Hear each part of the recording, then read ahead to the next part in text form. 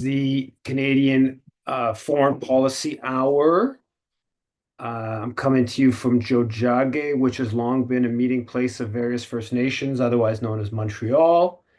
I'm Yves Engler. Canadian Foreign Policy Hour is a critical look at weekly critical look at Canada's role abroad, updates on what is going on in Canadian foreign policy. And there's a lot of developments this week. There's a lot of things that probably could get into for a while. I hope I haven't put too much down on my sheets of paper and hopefully can get through it all, get through everything. Um, so starting off, the French government is saying that they have a plan for climate adaptation that will have 4% or 4 degrees Celsius by the end of the century, which would be catastrophic. Canada, of course, is a outsized contributor to the climate crisis. Canadian unions sent a letter uh, criticizing the free trade agreement with Ecuador. We've talked about that briefly many times over the past weeks. So there continues to be opposition to that. Uh, in uh, in Congo, Eastern Congo, the M23 has been moving forward with the Rwandan forces, and they just pulled out of negotiations. I just heard that on Al Jazeera a couple hours ago.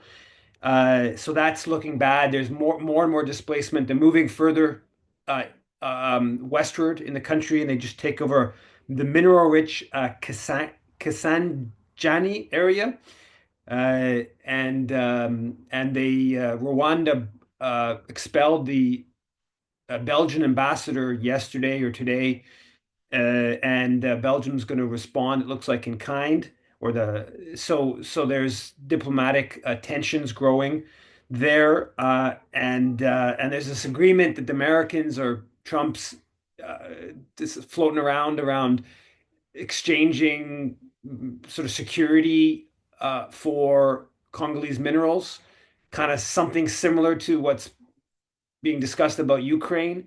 Apparently, the Trump government's negotiating that with the Congolese government, and it doesn't sound like a very good thing from my standpoint. But I guess if the alternative is M23 Rwanda taking Kinshasa, maybe the agreement with the U.S. is better than that option. I don't know. There's a story about the Globe about Canadian military training in Ethiopia, and restarting that. It's kind of framing it as there's major human rights violations, and Canada shouldn't be restarting military training in Ethiopia. Now, leaving aside that question, the sort of moral and geopolitical question of Ethiopia, the story points out this Canada trains its military cooperation program trains more than 60 countries, non-NATO countries.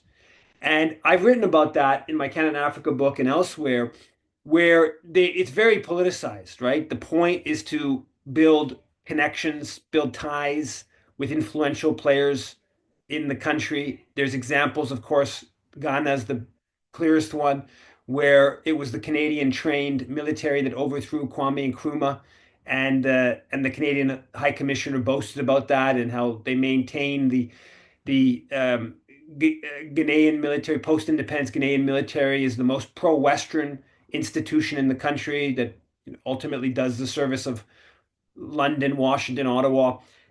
So that's what Canadian military training is about at a macro level, is influence. It's to, how extend Canadian, NATO, Western, US, whatever you want to call it, influence.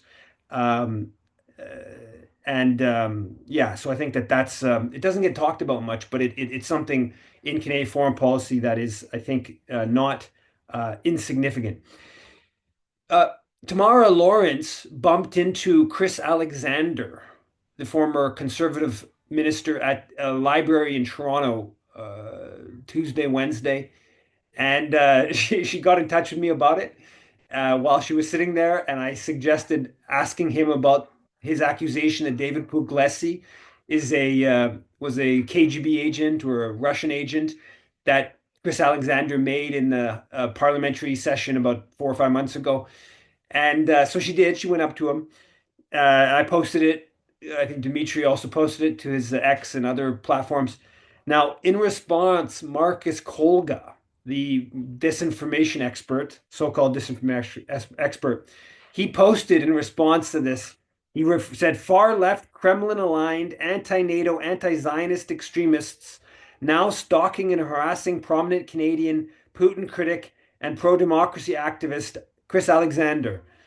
Now that's kind of funny, right? But then he puts a tag on his statement on X, and one of his tags is transnational repression. Okay, so the idea is that like Putin, assassinates people in the UK, or right, that's transnational repression or targets dissidents or whatever. But now he's framing a peace activist uh, uh, asking a question. You can watch the video of a former minister who a couple months ago made some pretty wild allegations in a context where he had uh, immunity from being a trial slander, right? Because it took place in a parliamentary committee. So this former minister gets asked to repeat the allegation against Puglisi when he doesn't have that privilege, that protection.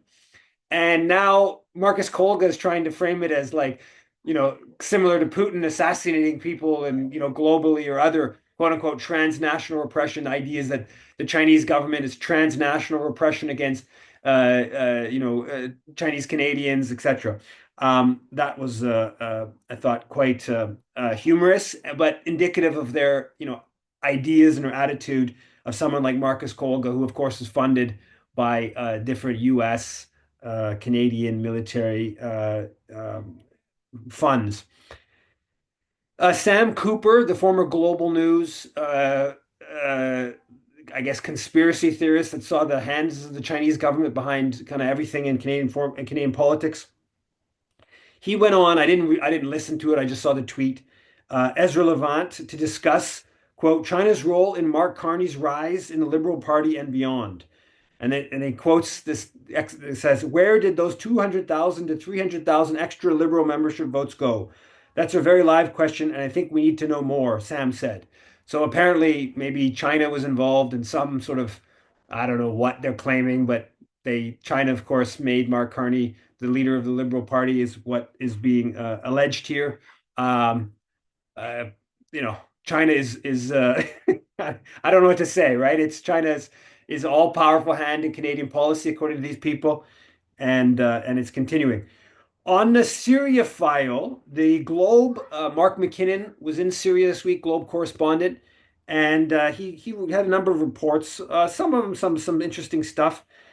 One, they did on the front page. For the most part, the massacres of Alawite has been diminished or underreported, because I mean, we're talking about, I think now the kind of minimum number is over 1,000 civilians killed, and there's some claims out there that say it's multiple thousands. I don't know. I don't think anyone knows probably the proper, the full number here. And I've seen all kinds of different reports of things being dropped from helicopters, and some pretty incredible repression and I guess ethnic cleansing. Um, but the Globe did, to be fair, on the front page, had a story headline: "Our happiness was short-lived. Violence roils Syria's Alawite community." And it goes to it. Now, it does also, uh, it tries to present Iran. It quotes this individual claiming that Iran provoked the violence by providing weapons, ammunition, and even planning. I have a hard time believing that the Iranians were involved in. I'm prepared to believe that indirectly, maybe even directly, but certainly indirectly, that the weapons, they were weapons that Iran may have provided to Assad's government or regime. That I think is not, is, I'd say, fairly likely. And so, in the individuals, if they were former soldiers, which they probably were former soldiers, uh, they may have got the weapons in that way. I have a hard time believing that Iran was substantively involved in planning this military response to the HTS led regime. I don't know that for sure, but that seems implausible to me. And of course, that's a way of just excusing it all. The Globe also talks about it says it has a passage. While the Russian troops allowed those who arrived at the Haimim base to shelter there, its warplanes did nothing to halt the bloodshed. And it goes on to say that the Russian interest is maintaining its air base and its naval base. Um, I do believe that's Russian, principal Russian interest in Syria.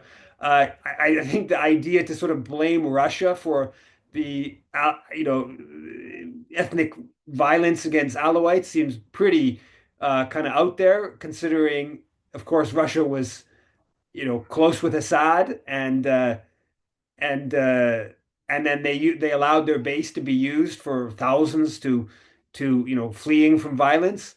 That they were responsible for going and sending out fighter jets to stop the killing. I mean, that seems pretty. Basically, if of course if Russia would have done that, they would have then blamed Russia for doing that. So that seems pretty. Uh, um, I don't know, propagandistic kind of claims in the Globe. The Globe also reported on the White Helmets and their landmine um, efforts or different unexploded ordnance to clearing work. And apparently, Canada's provided $7.2 million dollars, and it was supposed to be just for the area that the HTS controlled, but obviously they've taken control of the whole country. So the basic part of the point of the story was that they don't have enough, the White Helmets don't have enough money to cover it all. They also, in this story, the White Helmets were presented for many years as this sort of independent group that was just, first responders and all that kind of stuff. This story makes it pretty clear that they work hand in hand with the HTS, the former Al Qaeda, led by a former Al Qaeda leader, and basically that they quote the White Helmets people saying that they're going to hive off and that part of its organization will be absorbed into the government and part will stay on as an NGO. That's a pretty different representation of the White Helmets than was put out there for a long time. That's kind of interesting. Another thing, the Canadian government announced, I think on Tuesday or Wednesday, plans to ease Syria sanctions, appoint ambassador. Now, I'm totally fine. I think the Syrian sanctions shouldn't have happened in the first place, and I don't think they should continue.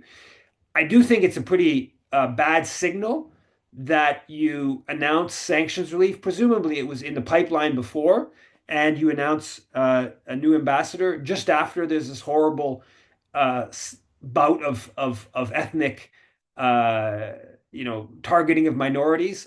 Something that, of course, people suggested was going to happen if you let these Al Qaeda types to get in power. And the Globe does mention that they interviewed somebody who says that he was picked up and tortured by people from Central Asia, not Syrians, and that people say that a lot online on X. I don't know how true it is, but that a whole bunch of the HTS crowd are these sort of like jihadist, international jihadist forces, including like Uyghur extremists and stuff like that. Um, and the Globe does seem to give credence to that claim.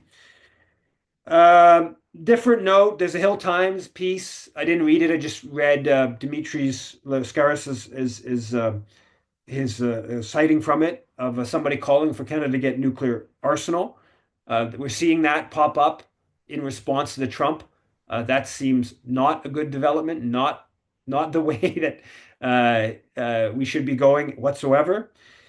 Unifor, the union that I used to work for, celebrated the federal government's signing the Halifax shipyard contract, a huge naval procurement. And Unifor has really been I would say, on the war path, if you like, in supporting Canadian military spending and initiatives, and I've cited a whole series of those. The F-35 training that CAE has received. That was maybe 2 weeks ago, 3 weeks ago. They put out a release about that, and I've cited a number of other examples. I wrote about it a few weeks ago. Now, this week, I would say maybe one of the most interesting developments that I think has lots of ramifications. There's narrow and macro to this. Is the F-35 development, and I did a big long interview with Brent Patterson uh, from the No Fighter Jet Coalition and a longtime activist. And it was like 25,000 people watched it on YouTube. Kind of interesting. And reading the comments was quite interesting also because it was clearly getting into a whole like different layer of politics, the F-35. Now, basically this week things spiraled really rapidly on the F-35. And they culminated on Friday evening. Defense Minister Bill Blair told CBC that that Mark Carney had told him that day that they should relook at the F-35 contract, and it's basically I think we should take the CFBI and like myself played some small role in this, and I think many of you probably emailing. Uh, Tuesday, I asked Yves-François Blanchette, the leader of the Bloc Québécois, about the F-35, and he said that he was reconsidering it. Uh, that got really, it was quite surprising. It was a question in French, and his answer was in French. I posted about it in English, but it got like 200,000 views on my Twitter, and then thousands more on other platforms. And I think that really reflected that there's this whole kind of questioning of the F-35 and the thousands, about 5,000 people, over 5,000 people have emailed Carney and the other leaders since Tuesday. Uh, World Beyond War, Just Peace Advocates, CFPI email, and then on Thursday, Lloyd Axworthy came out and said he opposed it. Former Foreign Affairs Minister Portugal said they were abandoning their plans, and then Friday, Carney did what he did. Now this is they're just talking about changing planes, right? The No Fighter Jet Coalition was talking about no fighter jets. It wasn't about the F-35. The F-35 is the worst of the lot for a bunch of reasons, but they're just talking about changing planes and not demilitarizing. Um, but I think there is some space here. Um, it reflects the fact that this Trump has just upended Canadians' conception of their place in the U.S. empire, their connections to the U.S. military, and the Canadian military is just not um, uh, a place to respond to this.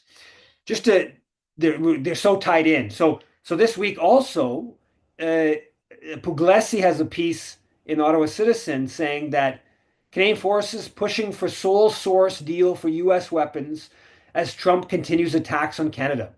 The Canadian military wants the government to buy a U.S. built high mobility artillery rocket system, according to defense industry officials. And so there's this whole business about the U.S. keeping control of these weapon systems, which the F-35, that was part of why it collapsed. And it's not confirmed it's collapsed, but that they're questioning it is because the U.S. would have an effective, if not in practice, an effective quote unquote kill switch on the Canadian fighter jets, and that was part of what Portugal announced.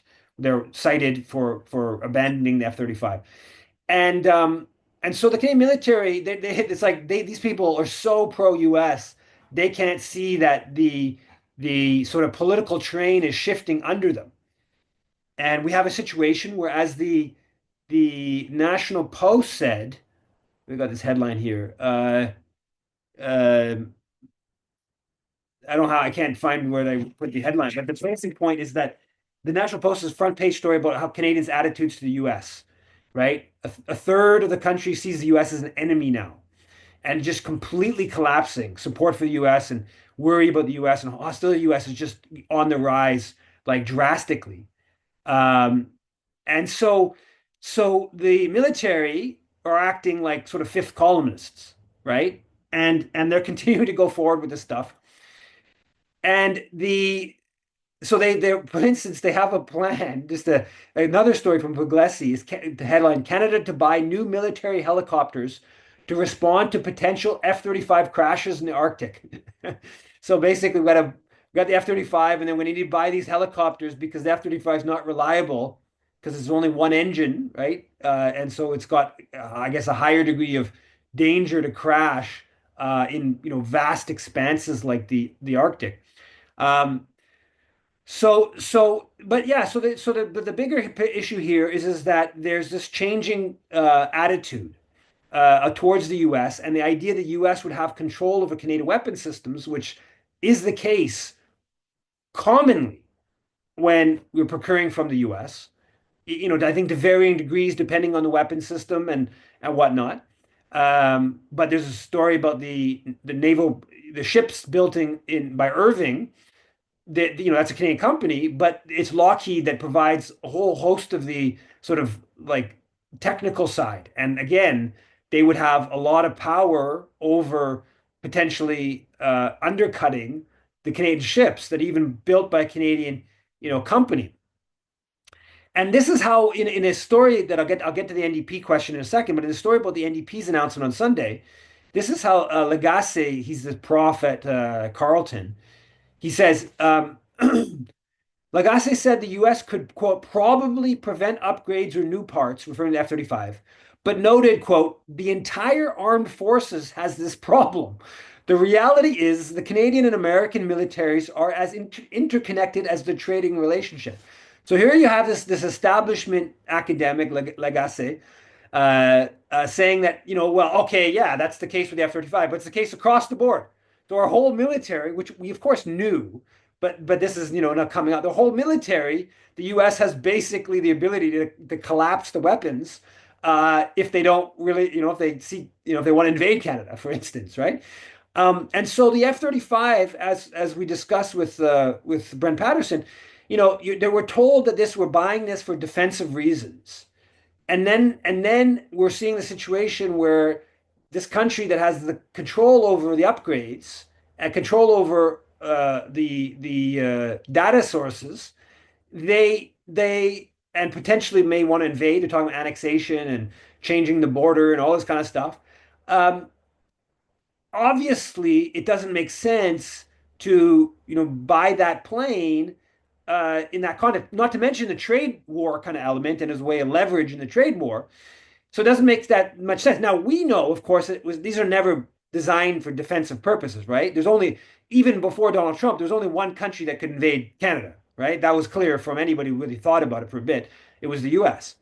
And I mean, maybe somewhere down the line, China could get, maybe the Arctic would change in terms of climate change so much that whatever. There's all kinds of theoreticals out there, but in the kind of here and now of practical reality, there's only one country that can invade Canada. And so it's not about defense, it's about offense, it's about supporting US Empire, supporting NATO offensive missions. That's the support, paying the US military industrial complex for participating in the empire's global domination, etc. That's what buying the F-35 was all about. And but so for sort of the less politicized person, just so they see, hey, why would we buy this from the countries threatening to invade us? They're not going to be very defensive, not going to be very useful in that context.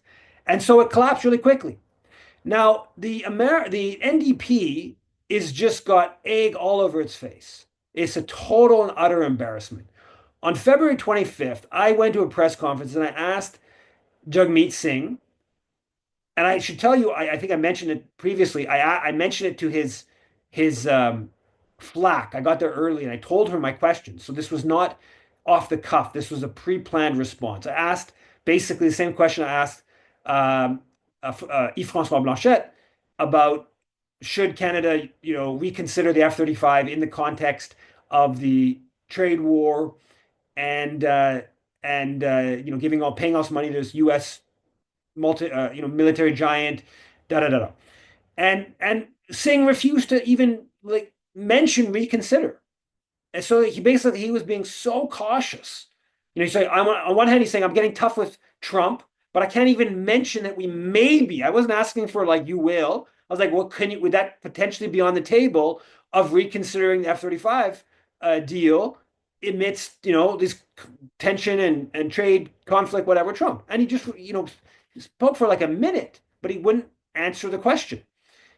Um, and it's been it's basically official NDP policy to be against the F-35 to make it even more ridiculous.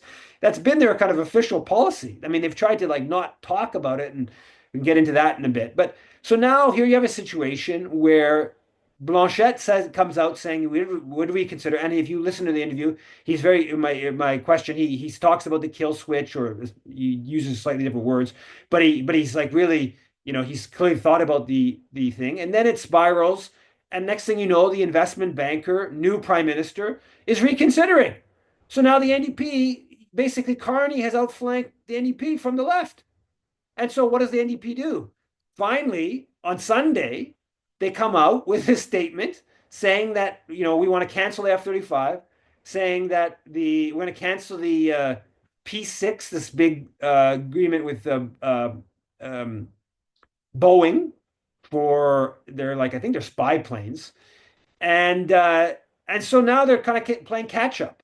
Where 2 weeks ago, I mean, he didn't have to just respond to me in that way. They could have went back and thought about it. With the question I asked, they could have thought about it, and sometime, I don't know, 10 days ago, 2 weeks ago, right?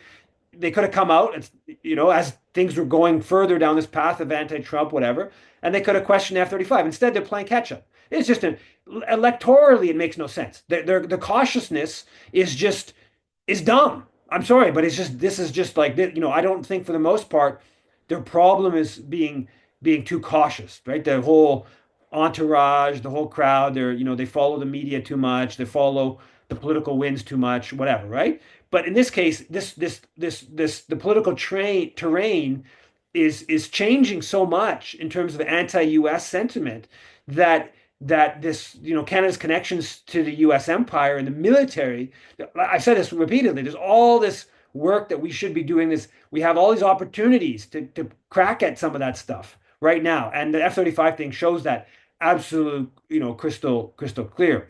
Now the NDP statement's worse than that. So the NDP statement also, right at the top of the statement, says that they're going to do the 2% of GDP military spending by 2032. So Carney has said 2030. During the Liberal leadership race, Freeland and Gould said 2027. They criticized Carney for being slow 2030. Now, 2027 is hilariously ridiculous. There's not a chance in the world you could hit the 2% by that. Even 2030 is very unlikely. And quite frankly, 2032 is difficult. And it's certainly the case if you cancel procurements to US companies. So it's a little bit of a whole, like, just kind of a little bit of a n'importe quoi, as you'd say in at least Quebecois. Um, I mean, this is the NDP sort of saying we're basically hitting the military, because the military is the one that wants the F-35s, because they want to be part of the big boys. They want to be part of global domination. They're part of, tied in the U.S. empire, interoperability, all of that, right? And so they're hitting the military by being against F-35, but then they're trying to flip back and say, oh, but we're going to increase the military spending 2%. This is the subservience. Now, there's a hilarious line in the NDP statement, defense statement that just came out with. They say, I don't got the exact wording in front of me, but we are not, how does it go? We are not doing this because of Donald Trump. Everyone knows that it's Donald Trump's first major criticism of Canada was that Canada wasn't spending enough in the military. And that's why Freeland and Gould and Carney sort of, oh, we get 2% right away, right away. There's a long-standing NATO push there, but Trump over the past few months has just accelerated that. So their get tough on Trump includes doing what Trump wants. Now, the NDP would respond by saying, well, we're not doing what he wants when it comes to F-35 or the Boeing contract, whatever. I agree that it is, a little bit more coherent to nationalistically push for, increased military spending as an opposition to Trump and cut US contracts out a little bit, but you got to go way further than that, right? You got to go get into the whole Canada-US military relationship. If you can't increase Canadian military spending as a nationalistic response to Trump without getting into the Canadian military being a extension of the U.S. empire. So you got to start breaking down some of that before you have, I would say, any credibility. You can give the NDP a little bit of credibility points on going at the F-35 and the Boeing contract, but I think you got to go substantially further on that for that to really be consistent. Nonetheless, that's where we're at. So the NDP has become subservient to NATO, explicitly saying the Newton 2% NATO target on Sunday. In the summer, when I asked Singh about this uh, on July 31st, I just went back and looked at my Twitter. He said it was still an arbitrary number. That had been the NDP position, the 2%. They mostly stayed quiet, but they said it was an arbitrary number. Of course, it is a totally arbitrary number. You can repackage calculations even, right? Coast Guard and RCMP, you could throw that into the mix. And if you wanted to get your 2%, other ways to calculate it, get to your 2% that other countries do slightly different, da da da. So it is an arbitrary number, but they are talking about now it's a huge increase. It's like $20 billion a year more in today's money. We're about when Trudeau started, it was about 20 billion in Canadian military spending. They've moved it up to about 40 billion. And to hit to 2% in today's GDP, you'd have to add about another 20 billion. So by 2032, it would be a bit more than that. And that's 20 billion every year. It's not a one-off. It's 20 billion every year, presumably forever. So we're talking about a lot of public resources that could go into public housing. There is a serious crisis of homelessness. Huge deal here in Montreal this week on that with the metro and changes there. So, but this is where the NDP's at.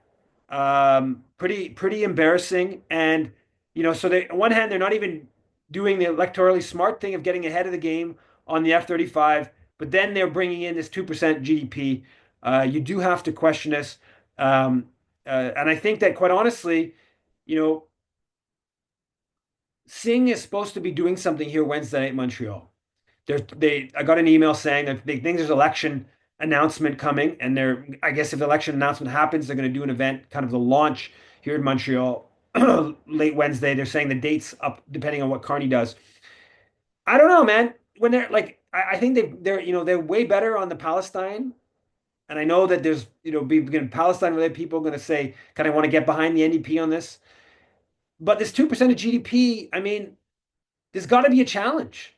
And does that mean, Singh's event should be treated like Chrystia Freeland's launch event uh, for her liberal leadership campaign? I don't know. I don't know what the right response is, but obviously there needs to be a response. 2%.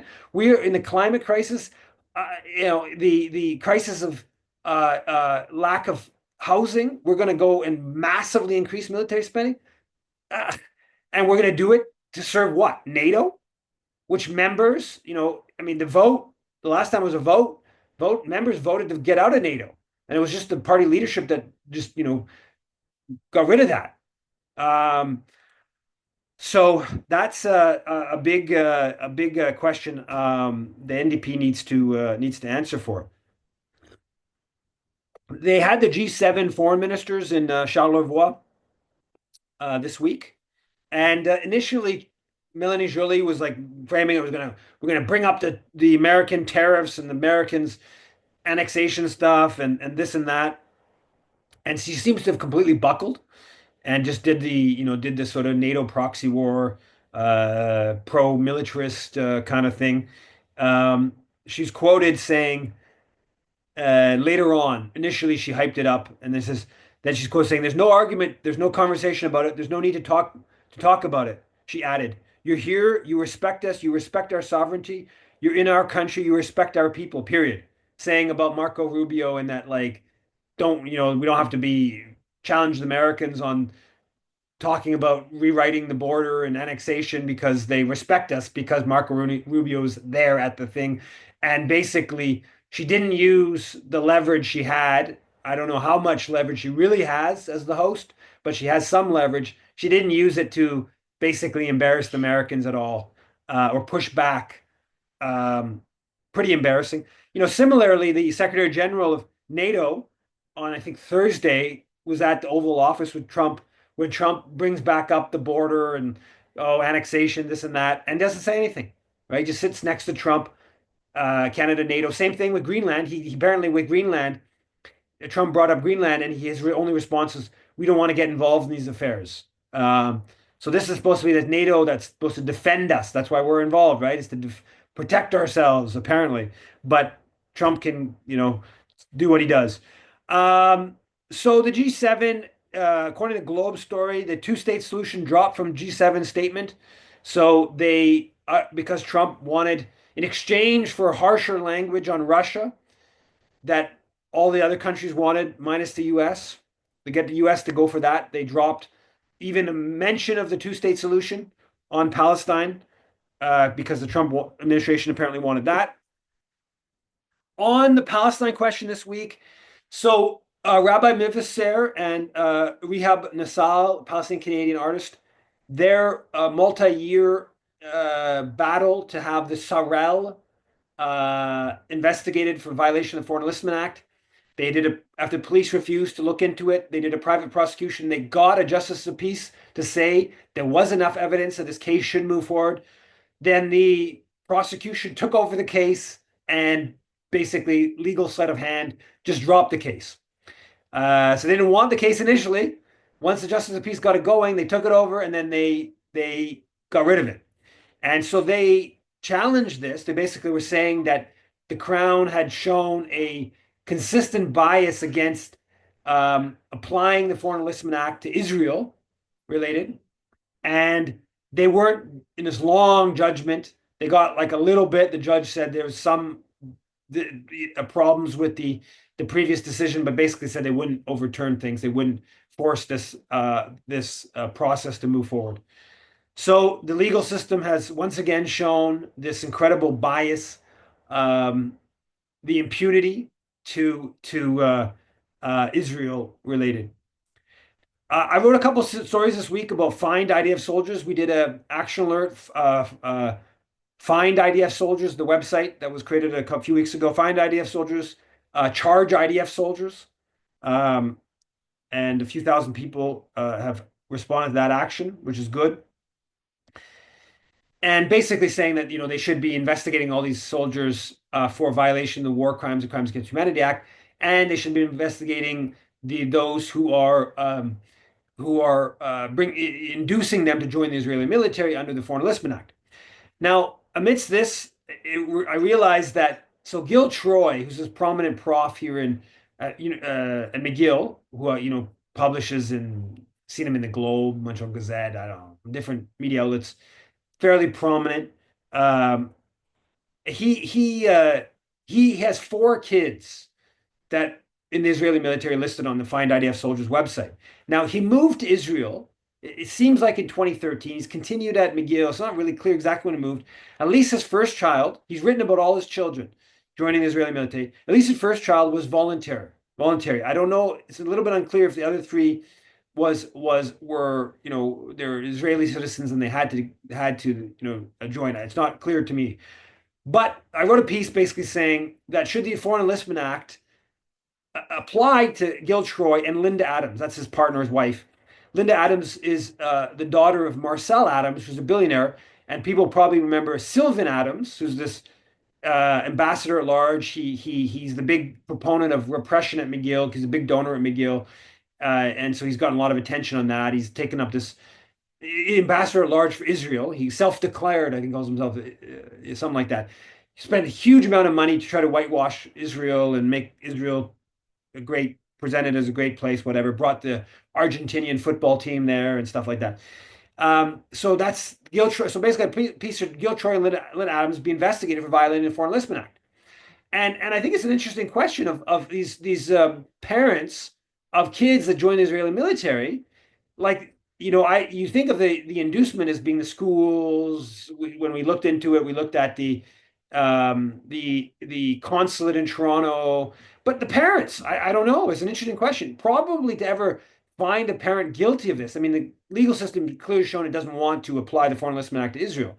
But probably the only way you'd ever have it happen is if a child turned on their parent, right? And they like talked about how the parents gave them like IDF costumes and IDF sweaters and told them how great it was. You were defending the Jewish people. You didn't say anything about the killing of Palestinians.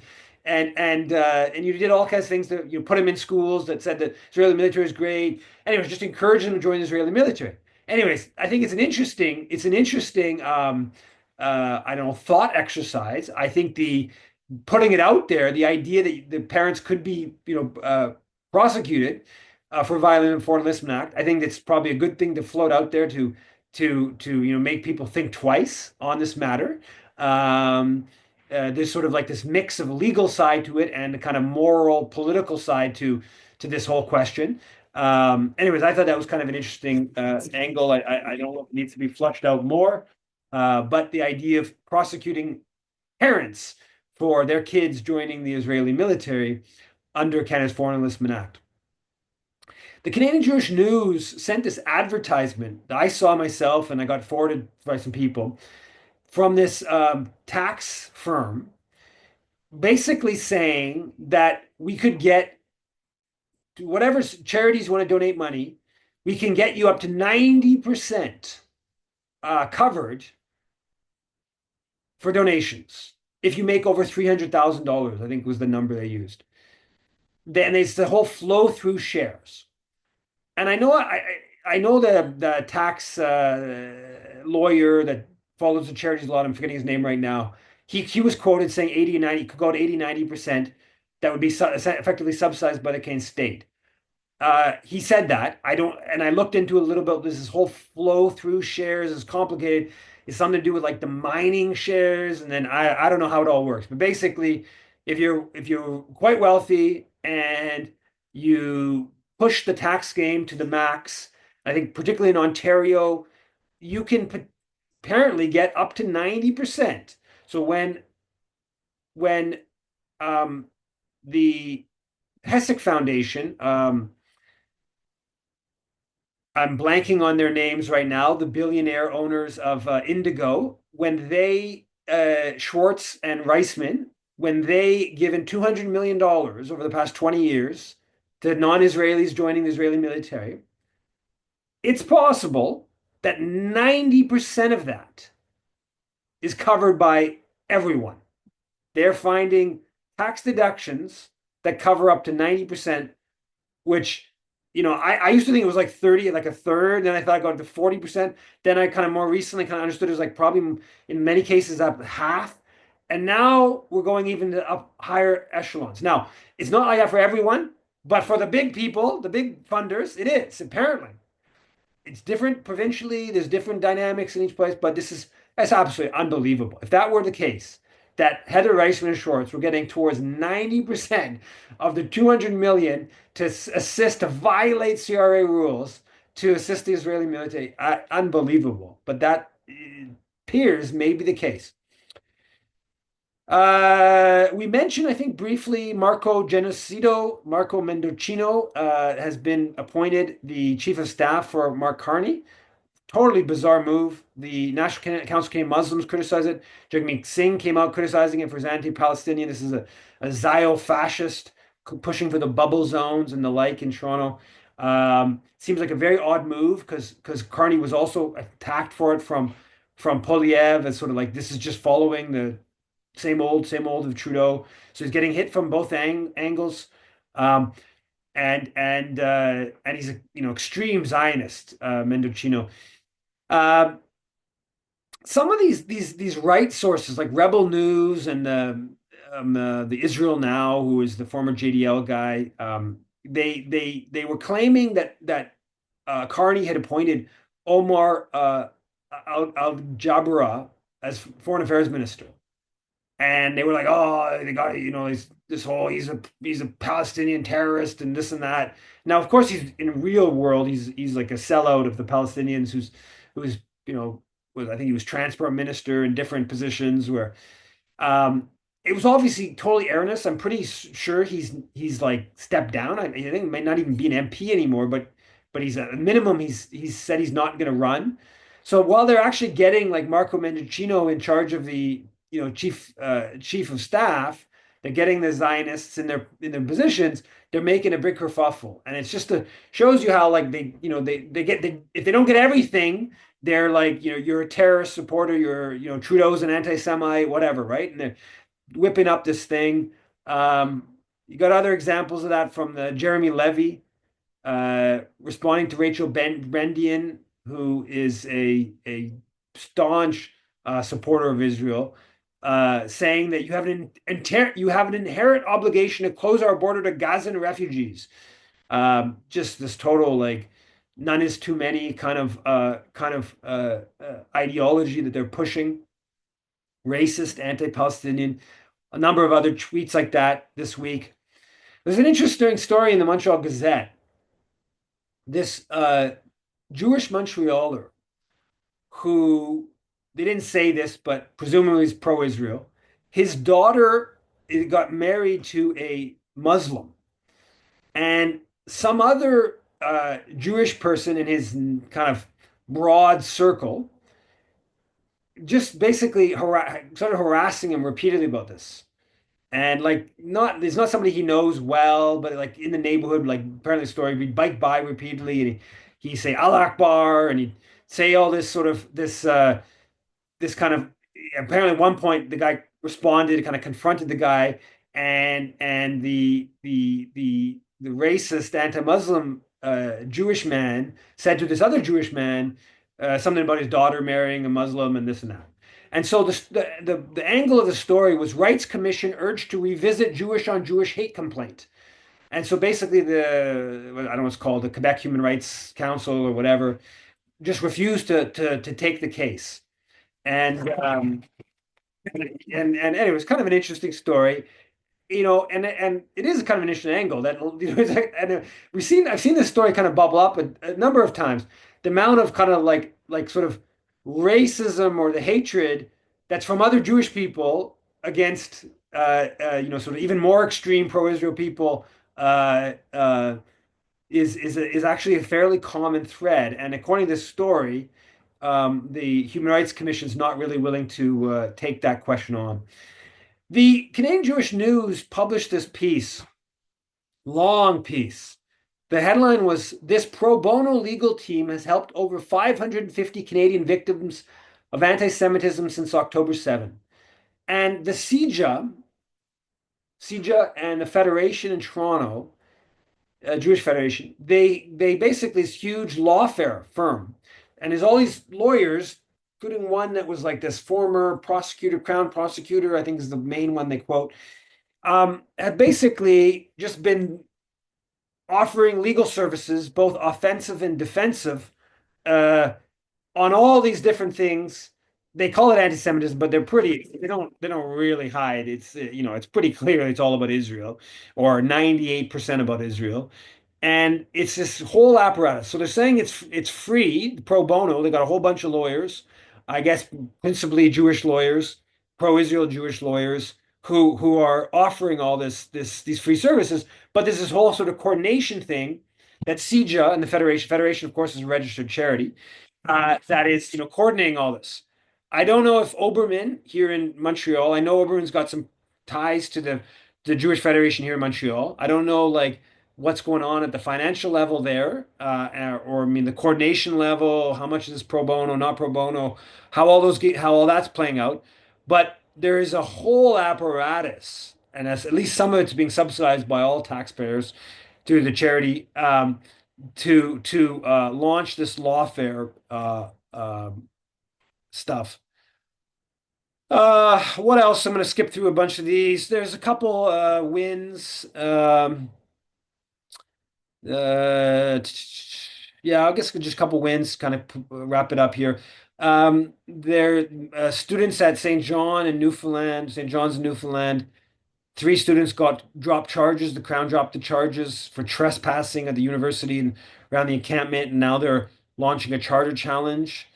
There's a story about the anti-Israel activists pose threat to candidates in the upcoming election, the RCMP. So they're saying that the pro-Palestinian because the candidates are going to be all out and about, right? They're going to be lots of campaigning. They got to go out and hit the ground, neighborhood, whatever. There are lots of little events. There's lots of opportunities to challenge, to interrupt, to do whatever. And so the RCMP is, I guess, warning about this, and the Toronto Sun is hyping this as some big threat to democracy or whatever.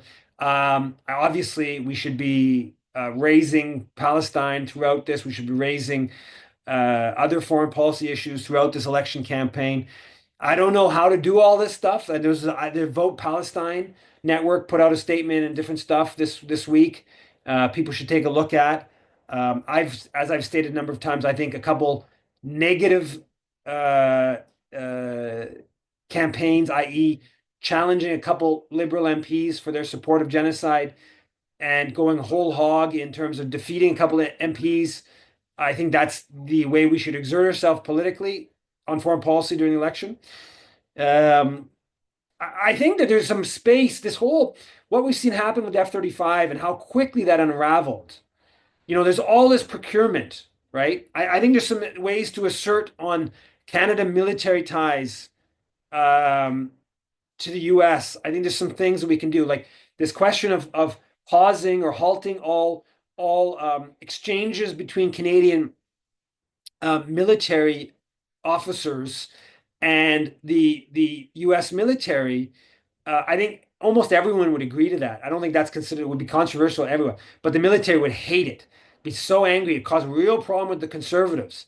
I think there's a bunch of these things we could get actually pretty quickly, rapid movement on the procurement. I think that we should come up if we can come up with, 5 or 10 biggest procurements that are U.S. procurements that are in the pipeline, where you can make a case the U.S. has a lot of control over the weapon systems and say all this should be paused, halted until Trump stops the 51st state threats.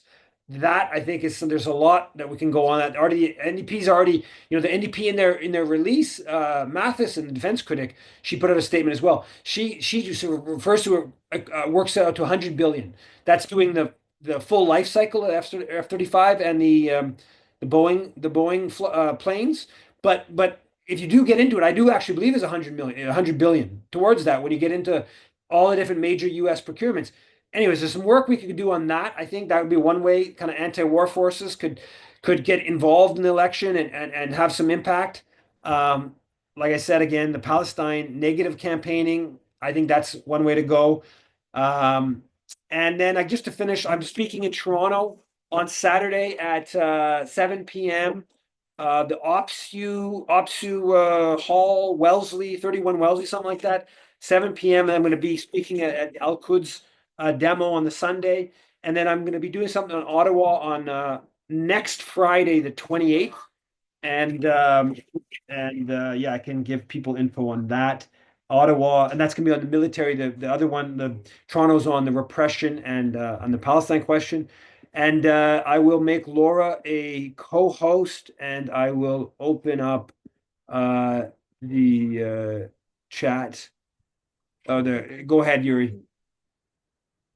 Thanks, Steve. Wonderful. So I have two questions because there's lots of people that want to ask you questions. So I have two quick questions. Number one, has Canada issued at all any statements on the ongoing jailing of Imran Khan and Pedro Castillo of Peru? His sham trial is starting. He's under a hunger strike, and I'm wondering if Canada has at all spoken out about them. And then regarding Paul Kagame, Laura was saying to me that apparently Burkina Faso, which is sort of going through its own anti-French spring, has been holding up olive branches to Paul Kagame.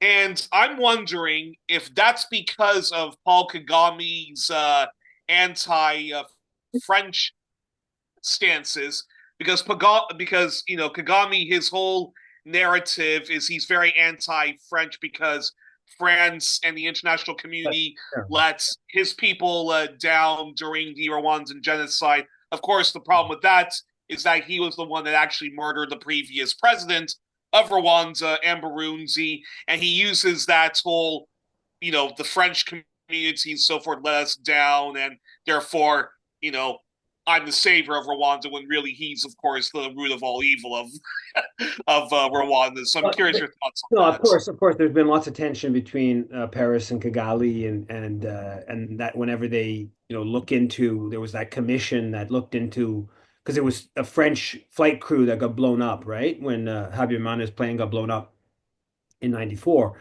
and they concluded that it was the RPF that shot the plane down, which is almost certainly true. Uh, uh, and that became a big issue because that has massive implications on what actually happened in '94. And but yeah, but no, but now they've made up with Macron, and that is that's one of the things. Kigali is tons of Rwandan troops in Mozambique support protecting the French company, oil company operation there. Um, and so yeah, in terms of Pedro Castillo, no, I don't think so. And same thing, Imran Khan, little. I looked into that a while ago. I haven't looked into it in a while, but no, they my when I looked into it, they really tried not to because it seems like the Americans sort of supported the coup against Imran Khan, and no, so Canada hasn't done. And Pedro Castillo, I mean, they may have said something recently. I doubt it, but I haven't seen anything. And they, of course, they backed that coup in Peru. So Go ahead, Nadia. Hello, Eve. Thank you for the presentation. I just wanted to mention that the NATO is considered to be a defensive mechanism. It's not. NATO is a tool of American hegemony and American aggression everywhere in the world, and they used it for a war by proxy against Russia in Ukraine, putting NATO troops at the door of Russia and so on. And I'm really very angry with people who every time you criticize the genocidal country of Netanyahu, immediately you're told, oh, you're supporting Hamas, you're finding excuses for Hamas, and nothing about what's going on. And the IDF, by the way, I don't know if you're aware of this, but the IDF just killed a young girl who was helping her mother. They just killed her, not killed her, but they blinded her one eye. She's blind. And then if you say that Russia could not support troops at its door the same way that the United States could not support missiles in the Cuban crisis at its door in Cuba, then automatically, oh, you're supporting Russia. And NATO has been fomenting trouble. And I wanted to ask you about Syria. It's the United States that has been fomenting trouble in Syria for years and years and years. Could you say something about this, please? yeah, obviously, I mean, they spent billions. The CIA spent billions of dollars. What's the Operation Sycamore? Project Sycamore. Mm-hmm. Yeah, Yeah. a big covert operation that Yeah. to destabilize and oust Assad. And obviously there's U.S. troops. There's a couple thousand U.S. troops there. Recently the whole agreement between the Kurds and the HTS, the I don't know, the Wall Street Journal, I think it was, story that I read was all about the Americans, were the ones that facilitated that, and so their hands are all over in Syria. There's no doubt about that. But the U.S. has a pretty intense grip. I mean, look what they're bombing in the whole this new rage of bombing in Yemen again, right? Like it's just, I mean, there's just been at least since 1990, the US has been kind of bombing endlessly in the Middle East, right? And got, like, so from Iraq, then later Iraq invasions. I mean, it's just it's pretty remarkable, and Canada has assisted in a lot of that. Okay, go ahead, Hans. For me, the big developments this last week were in Ukraine and the so-called peace initiative.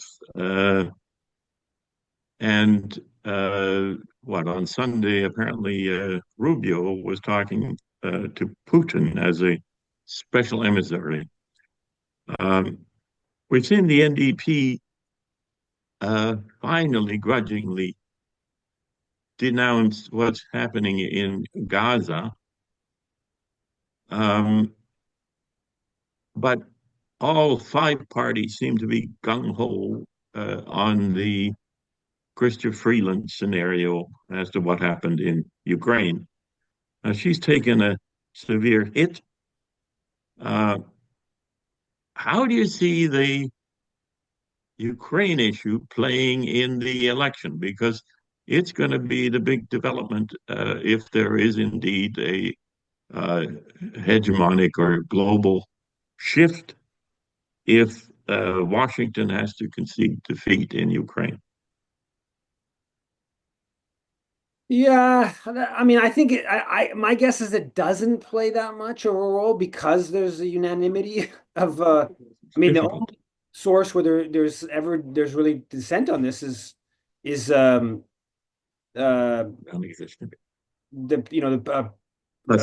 People's Party, what's his name, the former Bernier, right? He's the only one that out in, like the Rebel News criticizes it. And but yeah, it's kind of, and that's part of why you have NDP calling for 2% of GDP, right? Because they just see NATO as just like NATO is, it's just I mean, it's so beautiful, it's so wonderful, it's just the greatest thing in the world, right? Because NATO is, protecting Ukraine. That's how it's kind of framed in the NDP world.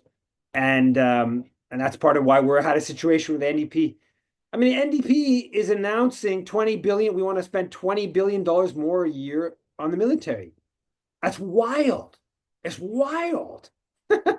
It's totally wild, but it's like completely normalized, right? And the Ukraine NATO proxy war is kind of right at the center of that. And so there is no dissent. My guess is it doesn't play much of a role. But it might. I guess we'll see. I mean, how that, how things go. If there is that ceasefire that the Americans were, sort of Zelensky, that ceasefire, the 30-day plan, that it seems like it was basically the French and the British kind of figuring out a way to help Zelensky out after what happened at the White House. And I think it seems to me like there's probably some elements of the Trump administration are kind of like, the pro-NATO proxy war people are sort of working in cahoots with the British and the French and Zelensky on some of this kind of stuff. But yeah, that's an interesting question. I mean, I think there's just so many things going on, and I mean, what's going to happen on Gaza, right? If we're back in a situation where it's like, full throttle slaughter, which is possible, hopefully not, but possible. How's that going to get involved in the Canadian election? Yeah, like I said, there's these military questions, right? About, I think there's the procurement and different Canada, military relation to the U.S. How could that play out in the election? I don't know the answer to these questions. I don't think we have, like, from a left perspective on Ukraine, I don't think we would try to bring that up in the election. I don't think unfortunately, it doesn't serve any of our purposes because it's they're all in agreement on it. It's the public is too far down the NATO propaganda path for this to be the moment to raise it. I think the Palestine question, I think that's a different story. I think raising that can sway that can undermine some liberals, that could undermine some conservatives, and you could play to an anti-imperialist sentiment or a humanitarian internationalist sentiment. Same thing, I think, a bit of a nationalist peace sentiment could be played to with the procurement and with the Canada's military's connection to the U.S. military. I would say from a left peace anti-imperialist perspective, Ukraine probably should just be dropped. And same thing with China, quite frankly. Those are areas where the public, the sentiment is too strong in favor of the official position that this is not the time to really, election's not the time to really like push back on that. But yeah. Okay, Lynn, go ahead, please. I've just been fascinated with how people can be on one side for Ukraine and another side for Gaza. It just doesn't make any sense. I totally believe in what Nadia was saying, but if Trump tries to go for Gaza, he's going to have his throat slit really fast. He's going to be, you know, what do you say, removed from office By who? by the popular rebellion. No one's going to stand for it. I mean, you're talking about things like Eve's, like that if he backs down about taking over Canada, then we can move on to something else. No, you don't deal with Don Trump. You don't deal with him. You throw him the heck out. There's no dealing with this complete idiot. How can you even think of like, oh, we'll negotiate? There's no negotiation. Everything he says is not true. He'll say whatever he wants. He'll do whatever he wants. He needs to just be impeached yesterday. I mean, we've had him 3 months now, or 2, 3. Like, there's incomprehensible damage done to our country from him already, that it's going to be multi-decades before it's repaired. He needs to be out now. And these distractions of Greenland and this other bullshit, he wants those distractions. He created those. It's his strategic, he thinks it's strategic and to distract people. And he's right to an extent, because people of this country are very fickle, but not for long. And I think really seriously looking at the situation, it just has to be a common uprising to get him out yesterday. That'd be nice. Okay, do you have a question, Lynn? If not, we'll move on to. Did you see the correlation between Kennedy and Ukraine, Kennedy getting murdered, and he was, set up. It was a CIA, it was a hit job, and how can all these people be for Ukraine? I don't even want to say Ukraine. Okay, I think we're going to go on to the next question. It's not about Ukraine, it's about Gaza. We've got a few questions to go, so I'm going to head out with it, Lynn. Okay, you don't want to respond, Eve? Yeah, I mean, I'd like to see a popular revolt. That would be great. So let's hope for the both a popular revolt and maybe the more legalistic impeachment side of things as well. Okay, Scott, go ahead, please. Hi, Eve. Thanks for doing the podcast. So I have actually a question that's very secondary. It's not too important to the geopolitical issue right now, but during your elocutions, there was in the chat someone talking about the Israel lobby as having this control over foreign policy. And, I know from your books that you certainly talk about imperial interests and how Canada is allied to U.S. imperial interests. So I was wondering, if you haven't done it already, if you would mind kind of elaborating your position. Do you think that U.S. foreign policy and Western foreign policy determines what the Zionists do in Israel? Or do you think that U.S. foreign policy and Western foreign policy is driven against its own gets best interests by a Israeli lobby? Yeah, I mean that's well, the first thing I would say in that is that I've changed my view on that. I used to be much more in the view that it's imperialism and that the pro-Israel uh, Jewish organizations were much more secondary. And I would say that I've definitely changed my view on that to make it something more complicated. And I mean, there's just like so many ways to look at it, right? And there's like different ways to break it down in terms of what is the pro-Israel lobby, even, right? It's not, there's like, like there are Jewish organizations that are part of that. Then there's a Christian, right? If you Canada, if Zionism doesn't begin as a Jewish movement in Canada, it begins as a Christian movement. So that's, there's histories there. I mean, the way to like, what's the one of the best ways to look at all this on Canada is like, okay, so look at Canada's role in Haiti, look at Canada's role elsewhere, okay, where like Canada is imperialist everywhere, right? So that's the strongest argument against the sort of pro-Israel lobby as why Canada supports killing Palestinian babies. Uh, Now, conversely, when you start looking at, like questions that aren't talked about hardly at all, like, I mean, the Bronfman stuff, Justin Trudeau and Bronfman, right?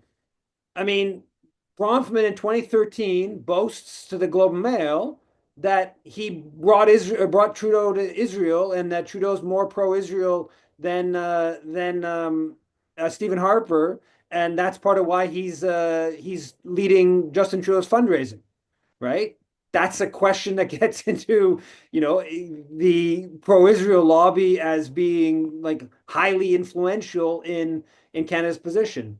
Um, so yeah, I mean, I think that the analogy used to be that I put forward is like pushing against an open door, right? That the pro-Israel forces are pushing against an open door, and I would say that that's still important way to look at it, but I think I would reassess,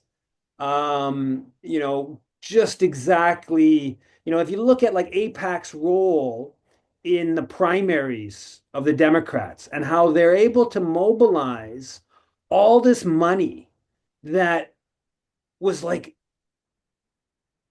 uh, in a sense, apolitical.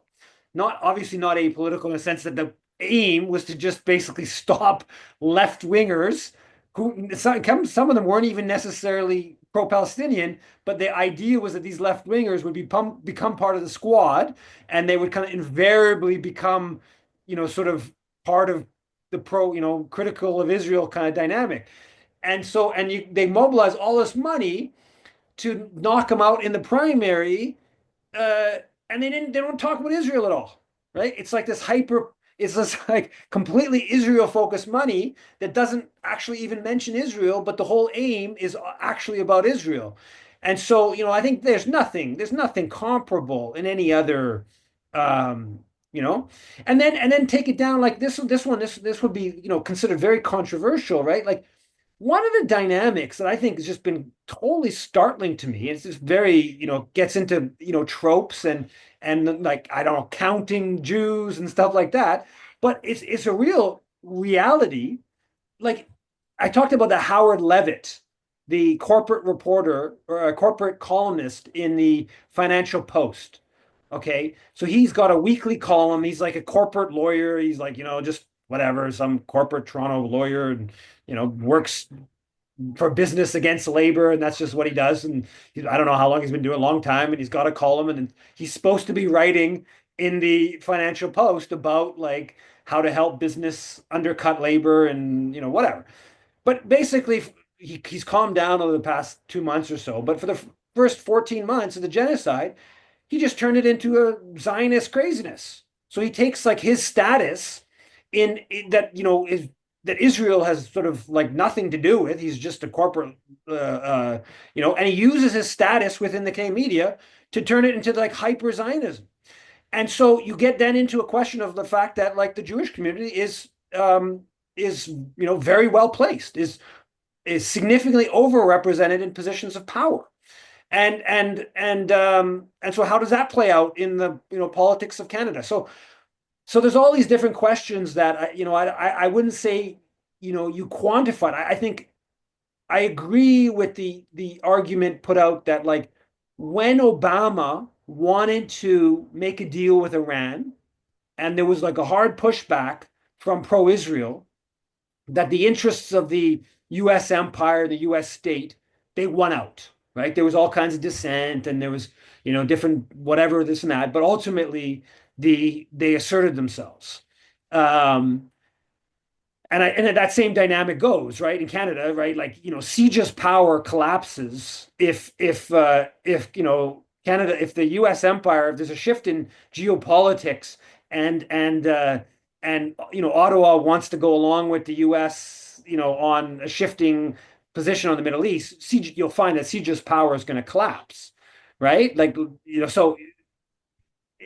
But anyways, how do you dance all that stuff? And then also, I think we've also seen like the anti-Semitism stick is quite a remarkable tool, and there's a whole like the ideological work of what Finkelstein's called the Holocaust industry, which is like way more vast today than it was when Finkelstein wrote about it 25 years ago. That's like where we see that play out in such aggressive form over the past 16 or 17 months, and how that is intertwined with the CIJA organizational structure, that's intertwined with Bronfman as the lead fundraiser for Trudeau, that's intertwined, right? Like how do you tease out all that stuff? I don't. Yeah, I guess I'd say that there's not a simple answer to that. I don't really know where do you put that.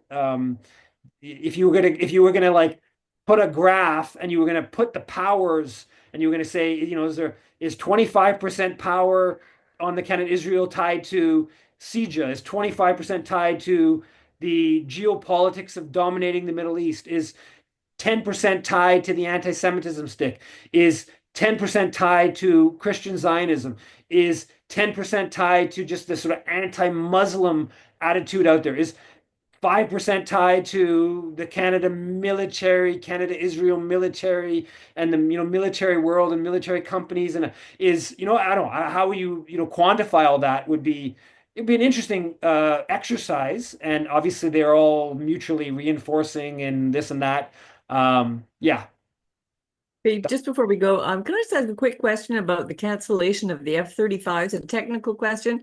Like once you've put presumably a significant down payment on a weapons system and they've started building it, can you just cancel it? I mean, it would. Yeah, well, they've apparently paid for 16 of them, so it's unlikely they're not going to do the 16, but then the rest of the 88 that they plan to, I guess the other 72.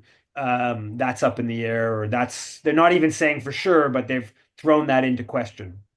So even if they've started building those 72 in the US, it's still kosher to abrogate the contract?